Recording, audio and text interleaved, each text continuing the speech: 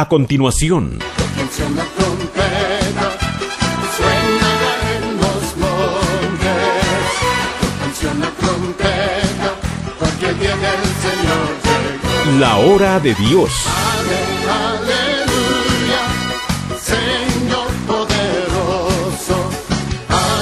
Aleluya, Yeshua es Rey. Estamos seguros que este es el tiempo de Dios para su vida. Canción la trompeta, suénala en los montes. Quédese con nosotros en este programa y Dios le dará alegría y dirección a su vida. Con ustedes, el pastor Francisco Santos, en La Hora de Dios. Señor poderoso, aleluya, Yeshua es Rey. Canción la trompeta, suénala en los montes. Canción la trompeta, porque el día del Señor llegó. Porque el día del Señor llegó. Porque el día del Señor llegó. Bueno. Bendiciones de parte del Creador, de nuestro Dios Todopoderoso, a cada uno de ustedes. Muchas gracias por permitirnos entrar a la intimidad de su hogar. Hoy venimos con el mensaje de vida y esperanza en Cristo Jesús. Creemos que la palabra de Dios es poderosa para cambiar nuestra vida, cambiar nuestra familia y cambiar nuestra ciudad. Hoy estaremos basando un tema muy importante en Primera de Samuel, primer libro de Samuel, en su capítulo 17. Prácticamente es un capítulo muy, pero muy conocido. Y estaremos hablando sobre el tema enemigos al borde de tu éxito. En la palabra de Dios encontramos la historia del surgimiento de uno de los grandes siervos registrados en la palabra de Dios, y por cierto en aquel entonces muy muchacho, muy joven, pero Dios en su grande amor y misericordia, Dios ya lo tenía predestinado para un momento determinado, para un lugar determinado, para una hora determinada y con las personas también determinadas. Nosotros debemos de saber que cada uno de nosotros tenemos un destino profético, o sea, Dios ya ha hablado acerca de nosotros de antemano. Tenemos la cita bíblica en Jeremías, muy conocida, capítulo 1 y verso 5, donde la palabra de Dios declara que antes que fuésemos formados en el vientre de nuestra madre, Dios nos ha santificado. Y Dios nos ha separado, nos ha apartado para ser sus profetas, sus pregoneros.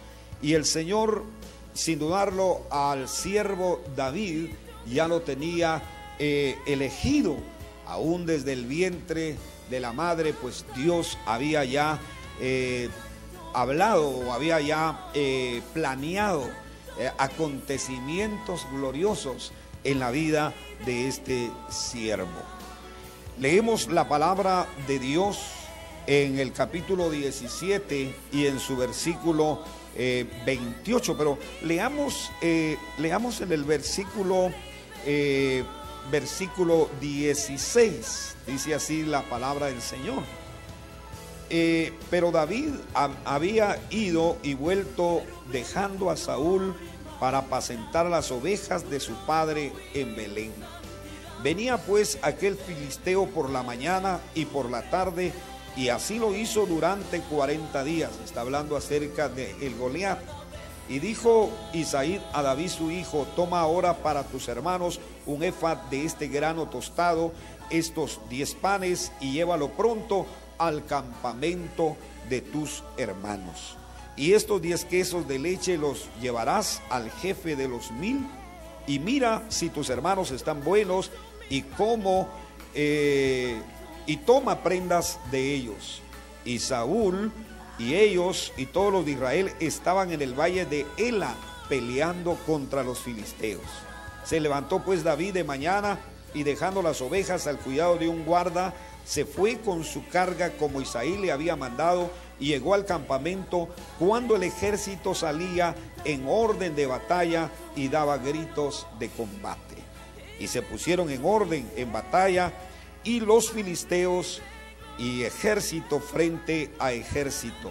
Entonces David dejó su carga en mano del que guardaba el bagaje y corrió al ejército, y cuando llegó preguntó por sus hermanos si estaban bien. Mientras él hablaba con ellos, y aquí que aquel paladín que se ponía en medio de dos campamentos, que se llamaba Goliat, el filisteo de Gat, salió de entre las filas de los filisteos y habló las mismas palabras y las oyó David. O sea, David, si usted ha captado la lectura que hemos leído, habla que había estado ya en el palacio con Saúl. Y eso nos viene, nos viene a hacer pensar en la manera en que el Señor comienza a sacar del anonimato a David. Porque David, dice la palabra de Dios, era un cantor de acuerdo al corazón de Dios. Y cuando Saúl había cometido un error, Saúl era el gobernante de ese entonces, era el rey de ese entonces, había cometido error, había desobedecido a Dios. Un espíritu, dice, de parte de Dios, o sea, Dios había permitido que ese espíritu viniese sobre él y le atormentase, de tal grado que el rey decide traer un buen músico para que estuviera y pudiese él calmar a aquella desesperación que él estaba experimentando. Y uno de los siervos de Saúl se había dado cuenta de David, que era uno que ejercitaba bien el arpa, que cantaba a Dios, que era de buen parecer, pero también da otro calificativo y dice, y Jehová está con él. O sea, David, aún desde su pequeñez, Dios había estado con él.